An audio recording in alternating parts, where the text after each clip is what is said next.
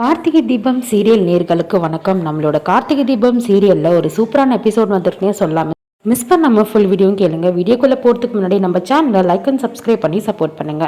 இப்போ பார்த்தீங்கன்னா சாமுண்டீஸ்வரி வலுக்கட்டாயமாக கார்த்தி அதாச்சும் ராஜராஜன் அவங்க வீட்டு அவங்க தங்கச்சி பையன் வரவே கூடாது நம்ம வீட்டு மருமகனா அப்படின்னு சொல்லிட்டு ரேவதியை ஆள் மாறாட்டம் பண்ணி கல்யாணம் பண்ண பார்க்குறாங்க. ஸோ அதுக்கப்புறம் பார்த்தீங்கன்னா கார்த்தி என்ன பண்ணுறாரு, மயில் வாகனத்தை வச்சு நம்மளோட ரேவதியோட ஃபைலு அதாச்சும் நம்மளோட ரேவதி டைவர்ஸ் இன்னும் அப்ளை பண்ணி இன்னும் அந்த டைவர்ஸ் வாங்காதது. அதுக்கப்புறம் பார்த்திங்கன்னா டாக்டர் சர்டிஃபிகேட்லாம் கொடுத்துருப்பாங்க, மெடிக்கல் சர்டிஃபிகேட் எல்லாமே ரேவதி உண்மையிலேயே தெரிஞ்சு தான் இந்த கல்யாணத்துக்கு ஒத்துக்கல. பழைய ஞாபகம் எல்லாத்தையும் மறந்து தான் தெரியாமல் ஒத்துக்கிறாங்க. அவங்க அம்மா இந்த மாதிரி பண்ணுறாங்கன்னு நிரூபிக்கிறதுக்காக பார்த்திங்கன்னா அவரோட வக்கீலை வச்சு பார்த்திங்கன்னா இந்த கல்யாணத்தை நிறுத்துறதுக்கு கார்த்தி முயற்சி பண்ணிகிட்டு இருக்காரு. ஃபோன் மூலயமா கார்த்தியால் வெளியும் ஆஃபீஸ் விட்டு வர முடியல. ஏன்னா அங்கேயே லிஃப்ட்லேயே நம்மளோட பிரியா என்ன பண்ணுறாங்க, சாமுண்டீஸ்வரி சொன்ன பிளான் படி பார்த்திங்கன்னா லிஃப்ட்லேயே வச்சு கார்த்தியை லாக் பண்ணிடுறாங்க. டெக்னீஷியன் வருவாங்கன்னு சொல்லிட்டு இருக்காங்க. ஆனால் இன்னும் வந்த பாது கிடையாது.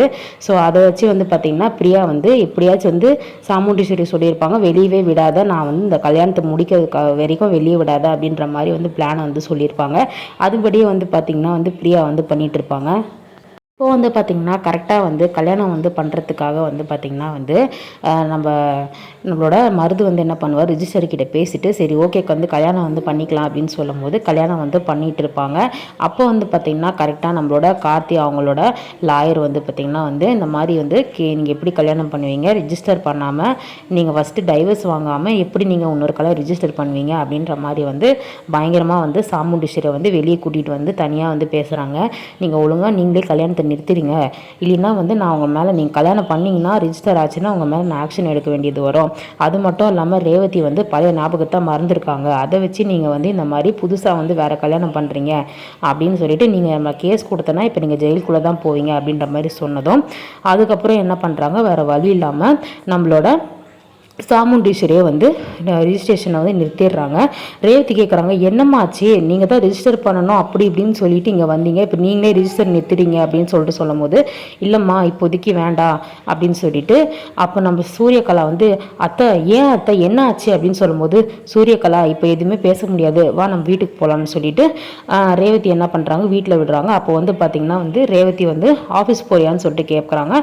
சரி ஓகேன்னு சொல்லிட்டு ஆஃபீஸ் கிளம்பிடுறாங்க. நம்ம சாமுண்டீஸ்வரி வீட்டுக்கு வராங்க. அப்போ பார்த்தீங்கன்னா ராஜராஜன் வெளுத்து வாங்குறாரு, நீ எல்லாம் ஒரு அம்மாவா அப்படின்ற மாதிரி கேட்குறாரு. எங்களுக்கே தெரியாமல் ஒரு பெத்த பொண்ணுக்கு இப்படி துரோகம் பண்ணுறியா அப்படின்ற மாதிரி பயங்கரமாக திட்டுறாரு.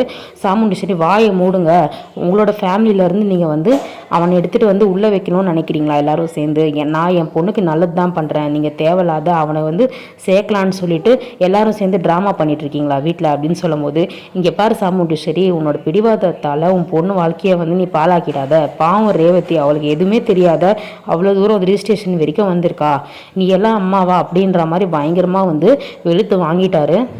ரேவதிக்கு பழைய ஞாபகங்கள் மறந்து போயிடுச்சுன்ற ஒரு விஷயத்தை வச்சு இதுதான் சாக்குன்னு சொல்லிட்டு நம்ம சாமுண்டீஸ்வரி என்ன பண்ணுறாங்க, ரேவதி கிட்ட கல்யாணம் பண்ண பார்த்தாங்க. இப்போ அந்த கல்யாணம் நடக்காமல் போயிடுச்சு.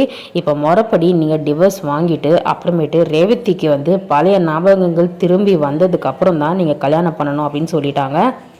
இதுக்கப்புறம் சாமுண்டீஸ்வரி எப்படி மருது கல்யாணம் பண்ணி வைக்க போகிறாங்க அப்படின்றது தெரியல. ஸோ கார்த்தி பழைய ஞாபகங்கள் கண்டிப்பாக கார்த்தி பக்கம் தான் ரேவதி நிற்பாங்க.